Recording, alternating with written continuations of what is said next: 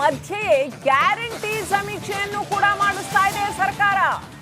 ಶಾಲಾ ಶಿಕ್ಷಕರುಗಳನ್ನ ಹಚ್ಚಿ ಗ್ಯಾರಂಟಿ ಸಮೀಕ್ಷೆಯನ್ನು ಕೂಡ ಮಾಡ್ತಾ ಇದೆ. ಗ್ಯಾರಂಟಿ ಯೋಜನೆಗಳಿಗೆ SCP TSP ಹಣ ಬಳಕೆಗೆ ಆಕ್ರೋಶ ಏನು ವ್ಯಕ್ತವಾಗಿತ್ತು.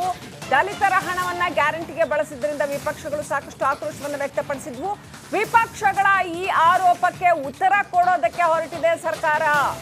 ಜಾತಿ ಗಣತಿ ಸಮೀಕ್ಷೆ ವೇಳೆ ದತ್ತಾಂಶ ಸಂಗ್ರಹಕ್ಕೂ ಕೂಡ ಮುಂದಾಗಿದೆ. ಎಷ್ಟು ಕುಟುಂಬಗಳಿಗೆ ಗ್ಯಾರಂಟಿ ಹೋಗ್ತಾ ಇದೆ ಅಂತ ಮಾಹಿತಿ ಸಂಗ್ರಹ. ಈಗಾಗಲೇ ಒಂದು ಅಂದಾಜು ದತ್ತಾಂಶವನ್ನ ಸರ್ಕಾರ ಸಂಗ್ರಹಿಸಿದೆ ಅಂತ ಹೇಳಲಾಗ್ತಾ ಇದೆ. 23.5 ಲಕ್ಷ ಒಂದು ಅಂದಾಜು ಮೊತ್ತ.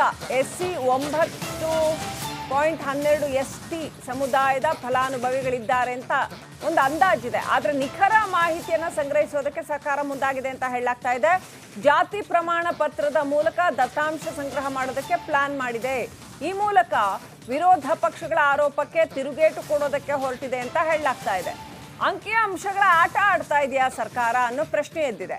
ನಿಜವಾದ ಸತ್ಯ ಏನು, ವಾಸ್ತವತೆ ಏನು ಅನ್ನೋದನ್ನ ಮರೆಮಾಚಿ ಅಂಕಿಅಂಶಗಳನ್ನ ಬಳಸ್ಕೊಂಡು ಆಟ ಆಡೋ ಕೆಲಸ ಆಗ್ತಾ ಇದೆಯಾ ಅನ್ನೋ ಪ್ರಶ್ನೆ ಇದೀಗ ಎದ್ದಿದೆ.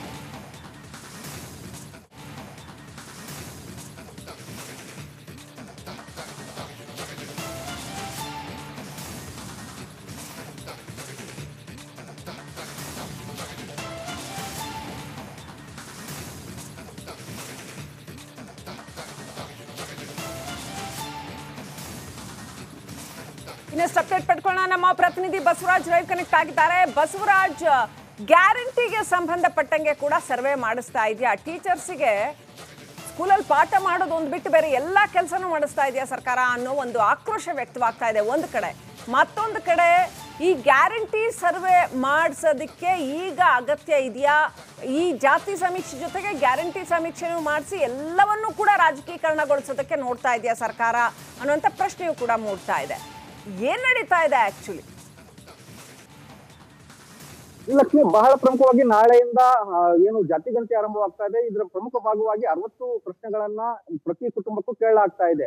ಆ 60 ಪ್ರಶ್ನೆಗಳಲ್ಲಿ ಸರ್ಕಾರದ ಏನು ಯೋಜನೆಗಳಿದಾವೆ, ಗ್ಯಾರಂಟಿ ಯೋಜನೆಗಳು ಅವ್ರ ಜನರಿಗೆ ತಲುಪಿದೆಯಾ ಇಲ್ವಾ ಅನ್ನುವಂತ ಒಂದಷ್ಟು ಮಾಹಿತಿ ಸಂಗ್ರಹವನ್ನು ಕೂಡ ಈ ಜಾತಿ ಸಮೀಕ್ಷೆ ವೇಳೆ ಮಾಡ್ಲಾಗ್ತಾ ಇರ್ತಕ್ಕಂಥದ್ದು. ಇದ್ರ ಜೊತೆಗೆ ಬಹಳ ಪ್ರಮುಖವಾಗಿ SCP TSP ಹಣವನ್ನ ದುರುಪಯೋಗ ಮಾಡ್ಕೊಳ್ಳಲಾಗ್ತಾ ಇದೆ, ದಲಿತರ ಹಣವನ್ನ ಗ್ಯಾರಂಟಿ ಯೋಜನೆಗಳಿಗೆ ಬಳಸ್ಕೊಳ್ಳಲಾಗ್ತಾ ಇದೆ ಅನ್ನುವಂತ ಆರೋಪವನ್ನ ವಿರೋಧ ಪಕ್ಷಗಳು ಬಹಳ ದಿನಗಳಿಂದ ಮಾಡ್ತಾ ಇದ್ದಾವೆ.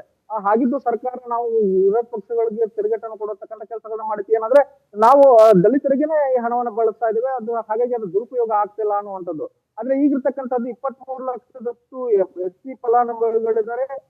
9 ಪಾಯಿಂಟ್ ಚಿಲ್ಲರೆಯಷ್ಟು ST ಫಲಾನುಭವಿಗಳಿದ್ದಾರೆ.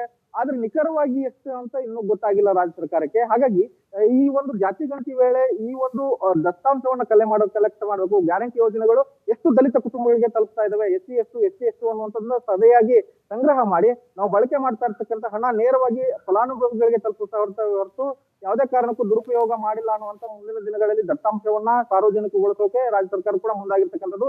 ಒಟ್ಟಾರೆಯಾಗಿ ಎಲ್ಲಾ ತರದ 360 ಡಿಗ್ರಿಯಲ್ಲಿ 60 ಪ್ರಶ್ನೆಗಳನ್ನ ಈಗಾಗಲೇ ಹಿಂದುಳಿದ ವರ್ಗಗಳ ಆಯೋಗ ತಯಾರು ಮಾಡಿದೆ. ಅದರಲ್ಲಿ ಗ್ಯಾರಂಟಿ ಯೋಜನೆಗಳು ಸೇರಿದಂತೆ ರಾಜ್ಯ ಸರ್ಕಾರ ಕೊಡ್ತಕ್ಕಂತಹ ಯೋಜನೆಗಳೇನಿದಾವೆ ಆದ್ರೆ ಫಲಾನುಭವಿಗಳು ಎಷ್ಟಿದ್ದಾರೆ ಅನ್ನುವಂತ ಮಾಹಿತಿ ಸಂಗ್ರಹ ಕೂಡ ಈ ಜಾತಿ ಗಣತಿ ವೇಳೆ ಆಗ್ತಾ ಇರ್ತಕ್ಕಂಥದ್ದು.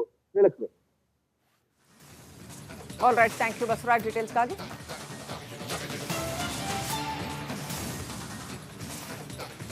ಸರ್ವೆ ಮಧ್ಯೆಯೇ ಗ್ಯಾರಂಟಿ ಸಮೀಕ್ಷೆಯನ್ನು ಕೂಡ ಮಾಡಿಸ್ತಾ ಇದೆ ಸರ್ಕಾರ. ಶಾಲಾ ಶಿಕ್ಷಕರುಗಳನ್ನ ಹಚ್ಚಿ ಗ್ಯಾರಂಟಿ ಸಮೀಕ್ಷೆಯನ್ನು ಕೂಡ ಮಾಡ್ತಾ ಇದೆ. ಗ್ಯಾರಂಟಿ ಯೋಜನೆಗಳಿಗೆ SCP TSP ಹಣ ಬಳಕೆಗೆ ಆಕ್ರೋಶ ಏನು ವ್ಯಕ್ತವಾಗಿತ್ತು. ದಲಿತರ ಹಣವನ್ನ ಗ್ಯಾರಂಟಿಗೆ ಬಳಸಿದ್ರಿಂದ ವಿಪಕ್ಷಗಳು ಸಾಕಷ್ಟು ಆಕ್ರೋಶವನ್ನು ವ್ಯಕ್ತಪಡಿಸಿದ್ವು. ವಿಪಕ್ಷಗಳ ಈ ಆರೋಪಕ್ಕೆ ಉತ್ತರ ಕೊಡೋದಕ್ಕೆ ಹೊರಟಿದೆ ಸರ್ಕಾರ. ಜಾತಿ ಗಣತಿ ಸಮೀಕ್ಷೆ ವೇಳೆ ದತ್ತಾಂಶ ಸಂಗ್ರಹಕ್ಕೂ ಕೂಡ ಮುಂದಾಗಿದೆ.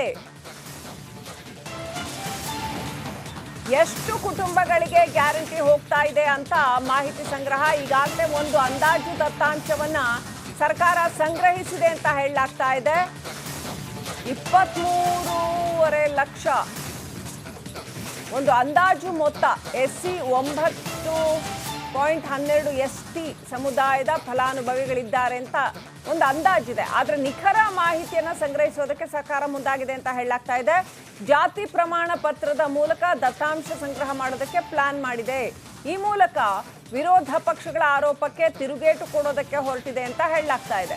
ಅಂಕಿಅಂಶಗಳ ಆಟ ಆಡ್ತಾ ಇದೆಯಾ ಸರ್ಕಾರ ಅನ್ನೋ ಪ್ರಶ್ನೆ ಎದ್ದಿದೆ.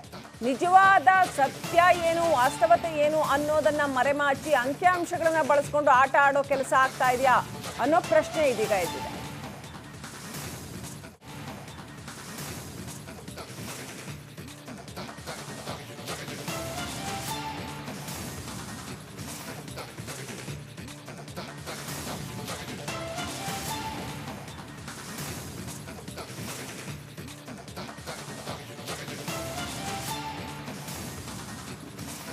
ಇನ್ನಷ್ಟು ಅಪ್ಡೇಟ್ ಪಡ್ಕೊಳ್ಳೋಣ. ನಮ್ಮ ಪ್ರತಿನಿಧಿ ಬಸವರಾಜ್ ಲೈವ್ ಕನೆಕ್ಟ್ ಆಗಿದ್ದಾರೆ. ಬಸವರಾಜ್, ಗ್ಯಾರಂಟಿಗೆ ಸಂಬಂಧಪಟ್ಟಂಗೆ ಕೂಡ ಸರ್ವೆ ಮಾಡಿಸ್ತಾ ಇದೆಯಾ? ಟೀಚರ್ಸಿಗೆ ಸ್ಕೂಲಲ್ಲಿ ಪಾಠ ಮಾಡೋದು ಒಂದು ಬಿಟ್ಟು ಬೇರೆ ಎಲ್ಲ ಕೆಲಸನೂ ಮಾಡಿಸ್ತಾ ಇದೆಯಾ ಸರ್ಕಾರ ಅನ್ನೋ ಒಂದು ಆಕ್ರೋಶ ವ್ಯಕ್ತವಾಗ್ತಾ ಇದೆ ಒಂದು ಕಡೆ. ಮತ್ತೊಂದು ಕಡೆ ಈ ಗ್ಯಾರಂಟಿ ಸರ್ವೆ ಮಾಡಿಸೋದಕ್ಕೆ ಈಗ ಅಗತ್ಯ ಇದೆಯಾ?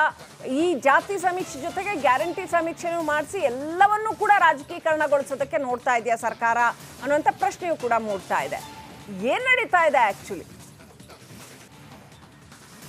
ಲಕ್ಷ್ಮಿ, ಬಹಳ ಪ್ರಮುಖವಾಗಿ ನಾಳೆಯಿಂದ ಏನು ಜಾತಿ ಗಣತಿ ಆರಂಭವಾಗ್ತಾ ಇದೆ. ಇದರ ಪ್ರಮುಖ ಭಾಗವಾಗಿ 60 ಪ್ರಶ್ನೆಗಳನ್ನ ಪ್ರತಿ ಕುಟುಂಬಕ್ಕೂ ಕೇಳಲಾಗ್ತಾ ಇದೆ. ಆ 60 ಪ್ರಶ್ನೆಗಳಲ್ಲಿ ಸರ್ಕಾರದ ಏನು ಯೋಜನೆಗಳಿದಾವೆ, ಗ್ಯಾರಂಟಿ ಯೋಜನೆಗಳು ಅವ್ರ ಜನರಿಗೆ ತಲುಪಿದೆಯಾ ಇಲ್ವಾ ಅನ್ನುವಂತ ಒಂದಷ್ಟು ಮಾಹಿತಿ ಸಂಗ್ರಹವನ್ನು ಕೂಡ ಈ ಜಾತಿ ಸಮೀಕ್ಷೆ ವೇಳೆ ಮಾಡ್ಲಾಗ್ತಾ ಇರ್ತಕ್ಕಂಥದ್ದು.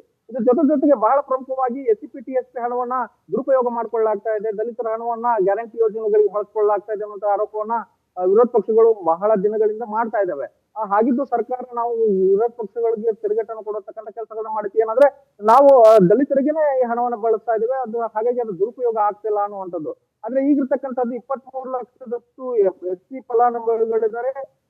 9 ಪಾಯಿಂಟ್ ಚಿಲ್ಲರೆಯಷ್ಟು SC ಫಲಾನುಭವಿಗಳಿದ್ದಾರೆ.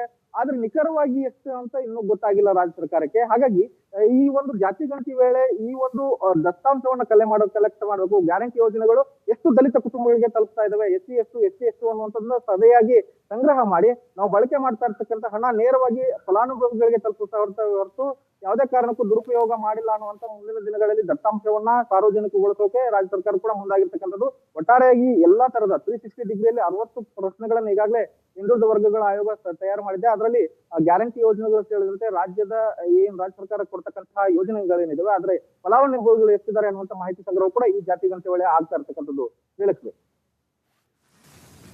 All right, thank you Basavaraj ಡೀಟೇಲ್ಸ್ಗಾಗಿ.